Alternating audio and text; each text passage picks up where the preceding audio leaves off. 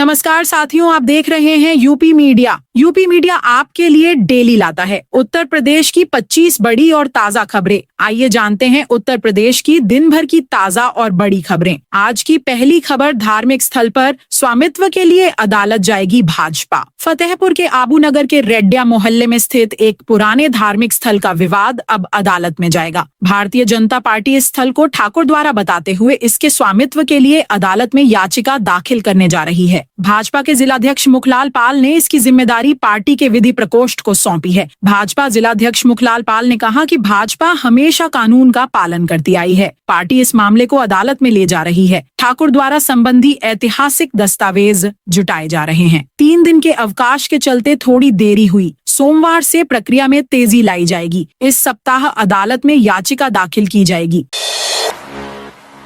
मेरठ में सेना के जवान को बांधकर पीटा। मेरठ में टोल कर्मियों ने सेना के जवान को खंभे से बांधकर पीटा। मारपीट का वीडियो सामने आया है। इसमें 8 से 10 लोग सेना के जवान को पकड़कर खंभे से बांधकर पीटते दिख रहे हैं। घटना सरूरपुर थाना क्षेत्र के भूनी टोल प्लाजा की है। सेना के जवान का नाम कपिल है। वह श्रीनगर में राजपूत बटालियन में तैनात हैं। कांवड़ यात्रा के दौरान छुट्टी पर आए थे। रविवार को श्रीनगर वापस जा रहे थे। इसी दौरान यह घटना हुई। पुलिस ने सेना के जवान और उसके भाई से मारपीट करने वाले 4 टोल कर्मचारियों को गिरफ्तार कर लिया गया है। 2 टीम गठित करके बाकी आरोपी टोल कर्मियों की गिरफ्तारी के लिए दबिश जारी है।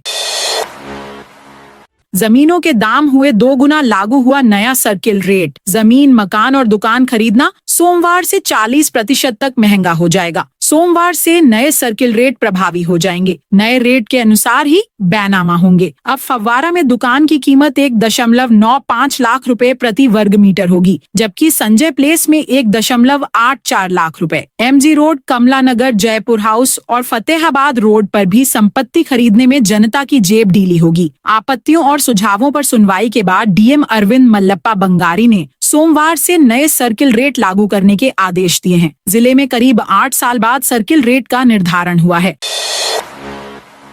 राकेश टिकैत का बड़ा ऐलान, महंगे मोबाइल न खरीदें। किसान रिश्तेदारों को दे रुपए, भाकियू प्रवक्ता। चौधरी राकेश टिकैत ने कहा कि सरकार की स्कूलों को बंद करने की तैयारी से देहात क्षेत्र में पढ़ाई बाधित होगी। गांव और गरीब के बच्चे कैसे पढ़ेंगे? दूर के स्कूलों में बच्चों के आवागमन का क्या इंतजाम किया गया है? जरूरत पड़ी तो आंदोलन करेंगे। स्मार्ट मीटर का विरोध भी कर रहे हैं। किसान भवन पर भाकियू की मासिक पंचायत में टिकैत ने कहा कि किसानों को एकजुट होकर फिजूल खर्ची और नशे जैसी बुरी लत से बचने की जरूरत है। 1 साल की गन्ने की आमदनी से भी अधिक महंगे मोबाइल किसान खरीद रहे हैं। समझना होगा, यह एक साइलेंट वॉर है। किसान की आमदनी तभी बढ़ेगी जब वह अपने खर्चों पर नियंत्रण रखेगा। भाकियू प्रवक्ता ने कहा कि लोग त्योहारों पर कपड़े, मिठाई और अन्य सामान खरीदते हैं। दिखावे के बजाय वास्तविक मदद की तरफ कदम बढ़ाएं। रिश्तेदारों को कपड़े, मिठाई देने के बजाय पैसे दें ताकि वह जरूरत के हिसाब से खर्च कर सकें।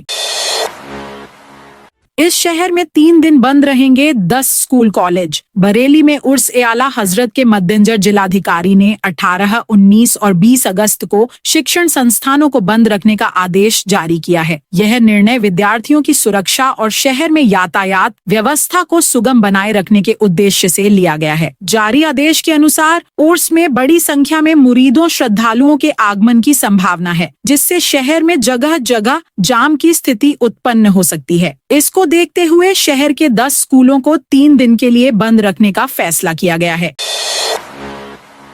विज्ञापन, 42 जिलों में मंडराया निजीकरण का खतरा। ऊर्जा विभाग ने कसी कमर। पूर्वांचल और दक्षिणांचल विद्युत वितरण निगम के 42 जिलों के निजीकरण मामले में सोमवार को जोर आजमाइश होने की उम्मीद है। ऊर्जा विभाग निजीकरण प्रस्ताव लेकर विद्युत नियामक आयोग जाने की तैयारी में है। इसके लिए विभाग ने पुख्ता रणनीति तैयार की है। दूसरी तरफ राज्य विद्युत उपभोक्ता परिषद भी सोमवार को नियामक आयोग पहुंचेगा। परिषद विधिक प्रस्ताव दाखिल करके निजीकरण प्रस्ताव रद्द करने की मांग करेगा।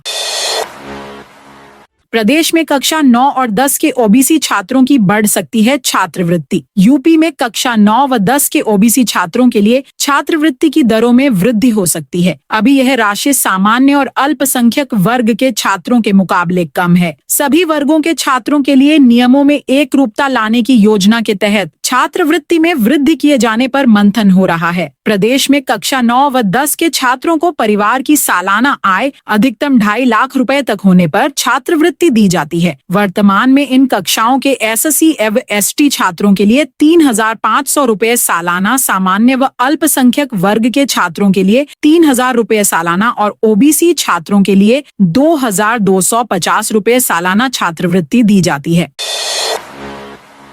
प्रदेश से मानसून ने बनाई दूरी, 21 अगस्त तक पड़ेगी परेशान करने वाली गर्मी। उत्तर प्रदेश में बीते 2 दिनों से मानसूनी बारिश की रफ्तार लगभग थम सी गई है। कहीं कहीं छिटपुट बूंदाबांदी को छोड़ दें तो प्रदेश में मौसम विभाग की ओर से 21 अगस्त तक कहीं भी भारी बारिश की चेतावनी नहीं है। लगातार बारिश से मौसम सुहाना रहा, लेकिन अब चिलचिलाती धूप से उमस भरी गर्मी ने दोबारा सिर उठाया है। मौसम विभाग का कहना है कि मानसून की सक्रियता में कमी की वजह से उत्तर प्रदेश के पूर्वी और पश्चिमी दोनों संभागों में 21 अगस्त तक अच्छी बारिश की संभावना न के बराबर है। कहीं कहीं छिटपुट बारिश को छोड़कर मौसम विभाग की ओर से 21 अगस्त तक उत्तर प्रदेश में कहीं भी भारी बारिश की चेतावनी नहीं है। हालांकि इस दौरान पश्चिमी यूपी के तराई हिस्सों में कहीं कहीं बादल छाने और बौछार पड़ने की संभावनाएं हैं।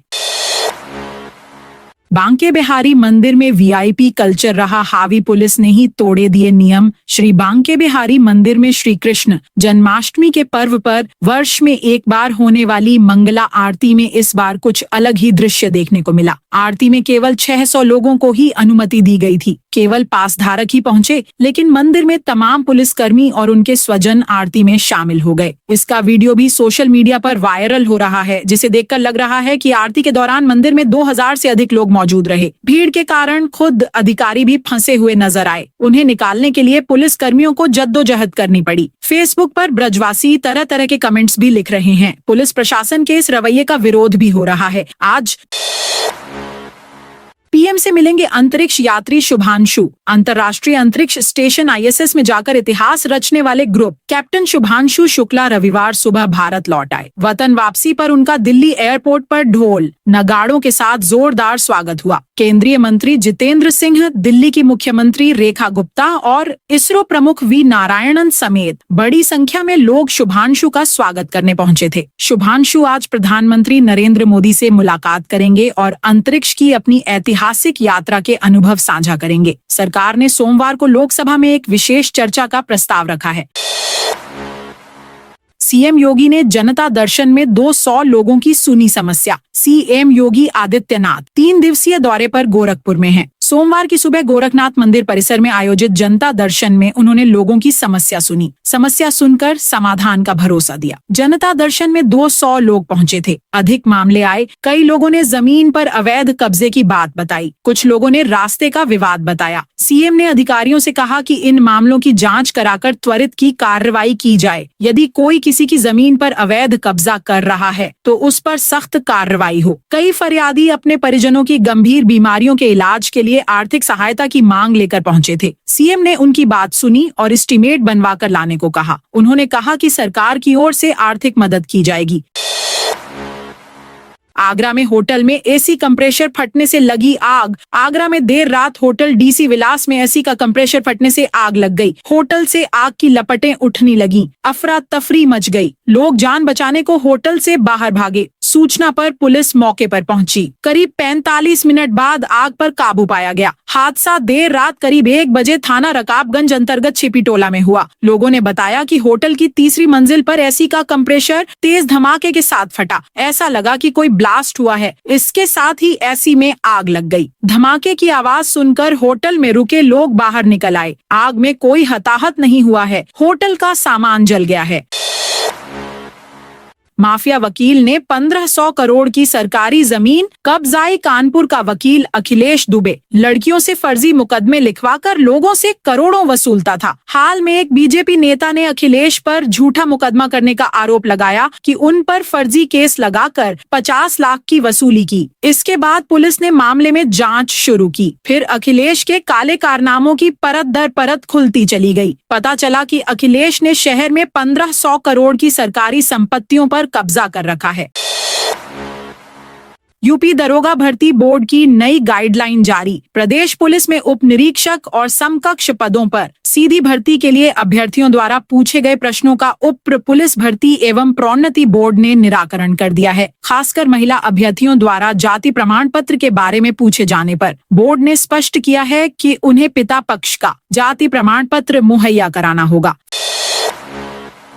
फर्जी आईडी तैयार कर पूजा पाल को दी धमकी। सपा की निष्कासित विधायक पूजा पाल पर अभद्र टिप्पणी करने, सोशल मीडिया पर ट्रोल करने का मामला तूल पकड़ता जा रहा है। नाराज पूजा पाल ने कर्नलगंज थाने में उमेश यादव नामक शख्स के खिलाफ रिपोर्ट दर्ज कराई है। पुलिस इस मामले में जांच तेजी से आगे बढ़ा रही है। हालांकि अब तक की जांच से जो कहानी सामने आ रही वह अजीब है। पूजा पाल ने जिस उमेश यादव पर केस दर्ज कराया है वह फेसबुक आईडी के मुताबिक है, जबकि जांच में कहा जा रहा है कि उमेश यादव की आईडी फर्जी बनाई गई। विवेक सिंह ने यह कारनामा किया। विवेक ने उमेश यादव की फर्जी आईडी तैयार कर पूजा पाल पर अभद्र अश्लील कमेंट्स किए ताकि जाति विशेष को लेकर हंगामा खड़ा हो। हालांकि अब तक साफ नहीं है कि पूजा पाल को धमकी, अभद्र टिप्पणी करने वाला कौन है। अभी तक आईडी की जांच हो रही है। इसी में कहानी कुछ और नजर आ रही है। विलय के बाद बंद हुए स्कूलों में शुरू हुई बाल वाटिकाएं। प्रदेश में कम नामांकन वाले परिषदीय विद्यालयों के विलय के बाद खाली हुए भवनों में बेसिक शिक्षा विभाग ने बाल वाटिका की विधिवत शुरुआत स्वतंत्रता दिवस पर की। बाल विकास एवं पुष्टाहार विभाग के साथ मिलकर इनको चलाया जाएगा। खाली हुए स्कूलों में पास की आंगनबाड़ी को भी शिफ्ट किया गया है। इंस्टाग्राम पोस्ट को लेकर 2 गांवों में विवाद। अयोध्या के रौनाही थाना क्षेत्र में इंस्टाग्राम पोस्ट को लेकर 2 गांवों के बीच विवाद हो गया। देवई गांव निवासी चिरंजीव तिवारी की इंस्टाग्राम आईडी से एक स्टोरी पोस्ट की गई। इस पोस्ट में नमन तिवारी, अमन तिवारी, चिरंजीव तिवारी और उनके मित्र अभय सिंह व अमर की फोटो थी। कुंदुरखा खुर्द के नीरज सिंह ने रात में चिरंजीव को फोन कर पोस्ट हटाने को कहा। चिरंजीव ने माफी मांगते हुए बताया कि पोस्ट उन्होंने नहीं डाली है। नीरज ने पोस्ट न हटाने पर परिणाम बुरा होने की धमकी दी। लखनऊ से गोरखपुर बिहार जाने वाली कई ट्रेनें रद्द। यात्रियों को आने वाले दिनों में लखनऊ से गोरखपुर और बिहार की ओर जाने वाली कई ट्रेनों में दिक्कतों का सामना करना पड़ेगा। गोरखपुर गोंडा रेलखंड पर 18 अगस्त को ऑटोमेटिक सिग्नल लगाने का काम होगा। इस तकनीकी कार्य की वजह से लखनऊ से चलने और लखनऊ होकर गुजरने वाली कई ट्रेनों पर असर पड़ेगा। रेलवे ने 12 ट्रेनों को पूरी तरह रद्द कर दिया है, जबकि 14 ट्रेनों का रास्ता बदल दिया गया है। सबसे ज्यादा असर लखनऊ के यात्रियों पर पड़ेगा। लखनऊ गोरखपुर लखनऊ एक्सप्रेस 19 अगस्त को नहीं चलेगी। इसके अलावा गोमती नगर छपरा एक्सप्रेस भी 18 अगस्त को निरस्त कर दी गई है। दोनों ट्रेनें रोजाना यात्रियों के लिए अहम मानी जाती हैं।